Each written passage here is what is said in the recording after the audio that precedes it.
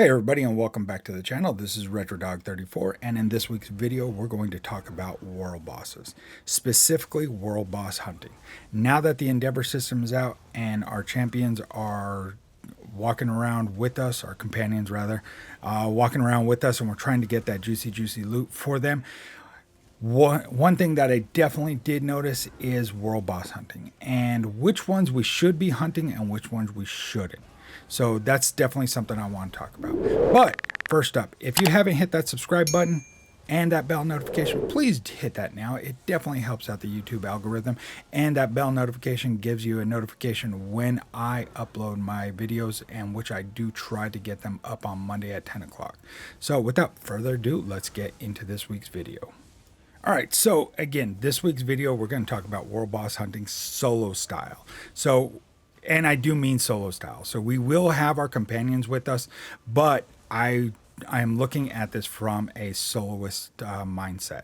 So which ones did I find that are more complex? So this week's video is going to talk about the Aldmeri Dominion and those world bosses in this map area. All right, so first up is the Thodundor of the Hill.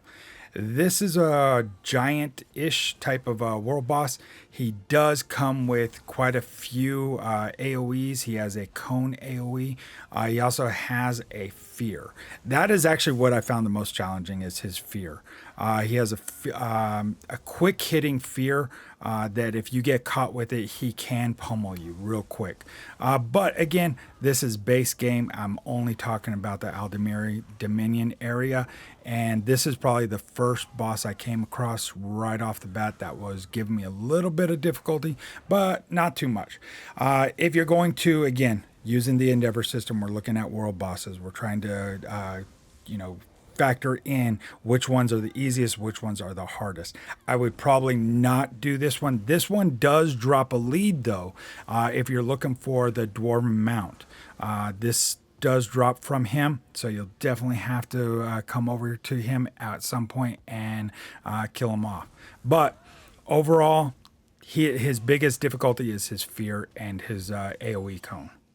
All right, so next up, we're going to come over to Malabar Tor, and we're going to go up to Bitterpoint Strand. And at Bitterpoint Strand, we're going to come across two, and that is two individual world bosses. So here, we're going to actually come right up to the northern portion. We're going to see a chest in the ground. To get the battle started, we're going to have to go ahead and hit this cursed chest.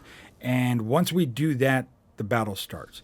First up, we're going to come across a couple skeletons that we just have to clear up. They're going to be quickly. They'll go down pretty fast. Next up, we'll have one more wave, and we'll go ahead and clear that up really quick. So what we're going to find here is Tormar, the Drowned, and Drowned First Knight, or First Mate, rather.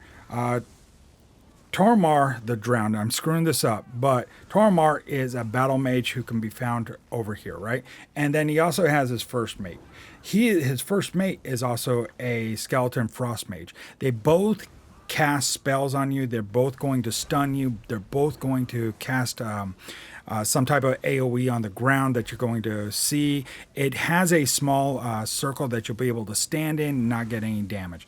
The problem that I found with this, especially trying to solo two individual world bosses, is you're fighting two.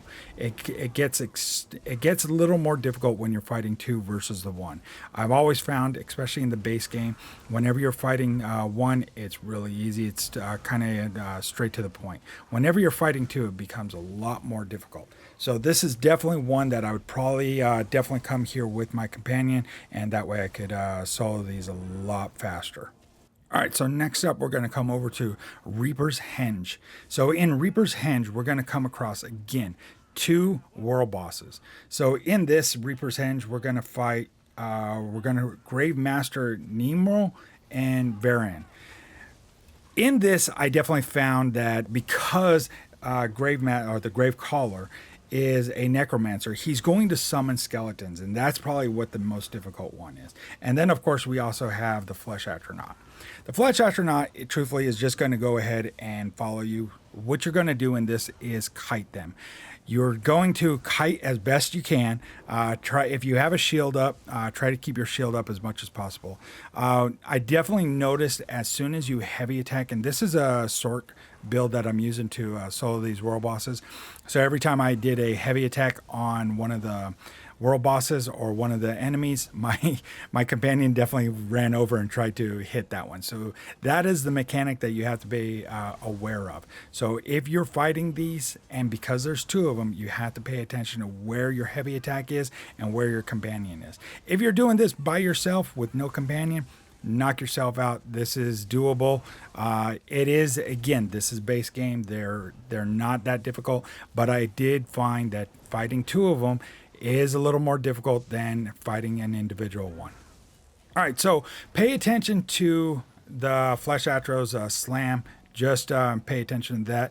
The Necro, not so much. He does some direct damage that you'll have to pay attention to. Other than that, it's really his skeleton that's going to do most of the damage. All right, so we are staying in Reaper's March. What I found over in Reaper's March, they actually had quite a few world bosses that were a little more challenging than some of the other areas. I really found two, and that's really why I wanted to talk about this.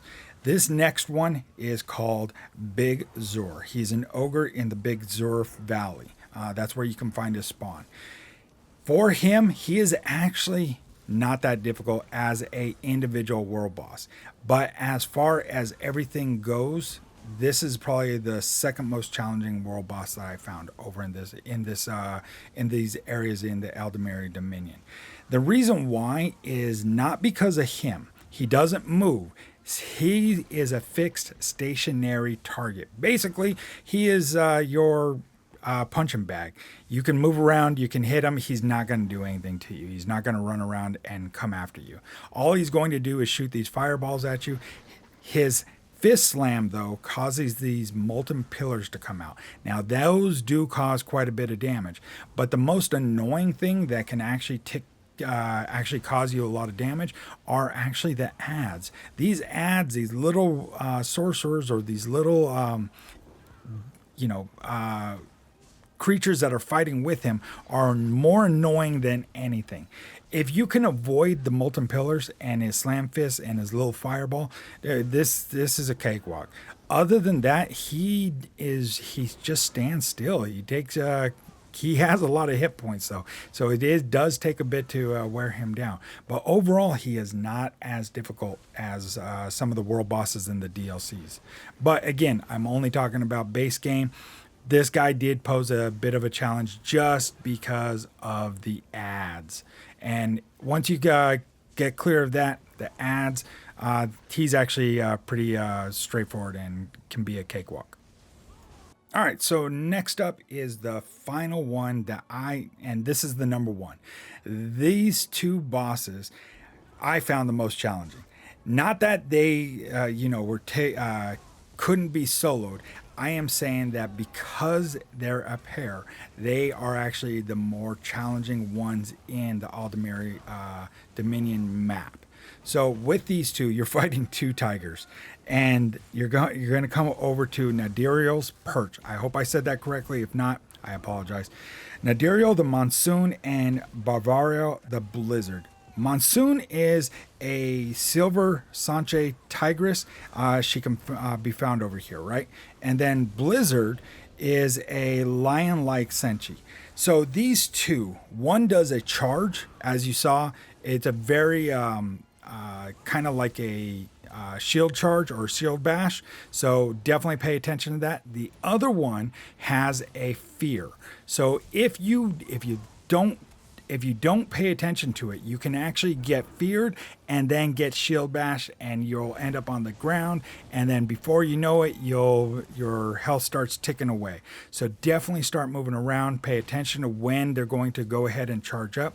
It's whenever I think Blizzard does or Sanchi, or not Sanchi, one of them does the charge at you, you need to pay attention. It's like a gold little tingly that goes around. It's just like every other mob that you're going to come across in Elder Scrolls. Once one of them goes down, the other one is a cakewalk, and you can just beat it on down and doesn't actually impact you. They're actually individually, they're easy. Together, they're a little more challenging. And as far as Aldmeri Dominion goes, I found these two to be the most challenging out of all the world bosses that I fought. All right, so I hope you guys found this video informative. Again, these are the top 5 world bosses that I found challenging in Aldmeri Dominion. These, again, if I was running just for my endeavors, I would probably stay away from these 5, just because I'm looking at it from a return on investment. How much time is it going to involve? How much effort is going to involve? How much of my resources am I going to have to put into this? So when I look at world bosses, especially when I'm doing my endeavors, is trying to figure out which ones are the most cost effective for me. So I'm going to stay away from these 5 now that I've knocked them out. I've got them cleared. I got them cleared plenty of times on other characters, but I really wanted to see about doing it with this character. And this character is my one bar 2 pet sort build that I use for vet Battleshons and vet Maelstrom Arena. So of course it's going to be a little easier with this type of build, right?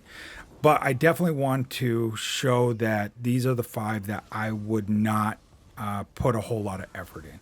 But if you guys did find this video informative, I would definitely appreciate that subscribe button smash if you could, and hit that bell notification like I mentioned earlier.